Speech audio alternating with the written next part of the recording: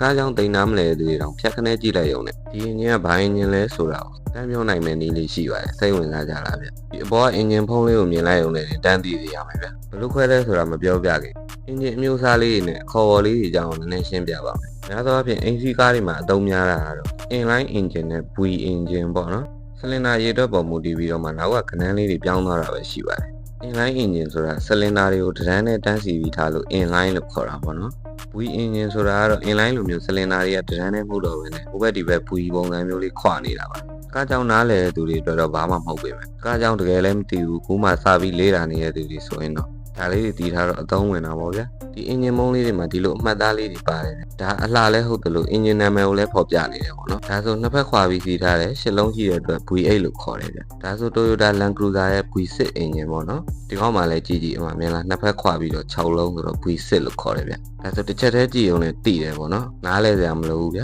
အင်ဂျင်ဖုံးလေးကိုတင်ကြည့်ပြီးခွဲလို့ရတယ်ပေါ့နော်ဒီကောက်မှဆိုတန်းနဲ့စီးထားတယ်6လုံးဖြစ်တဲ့အတွက် inline 6လို့ခေါ်ပါတယ်ဗျ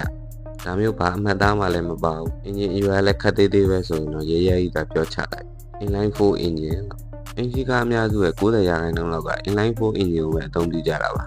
ကျန်တဲ့ V10 တို့ V12 တို့ဆိုတာတော့ဈေးရန်ကြီးလုံးနဲ့ Lamborghini တို့ Ferrari တို့မှာသုံးတယ်ပေါ့နော် Rolls Royce ဆိုရင်လည်း V12 နဲ့ပဲ V12 ထွက်ပိုမြင့်တဲ့ W60 ဆိုတဲ့ engine ကတော့ Bugatti တွေမှာသုံးတယ်တော်တော်လေးရှားပါတယ်ဈေးလည်းရန်ကြီးတဲ့ကားတွေမှာတော့အဲ့လိုမျိုး engine တွေသုံးတယ်ပေါ့နော်Porsche တွေမှာ Flat 6ဆိုတဲ့ Boxer engine ကိုသုံးပါတယ်ဗျာ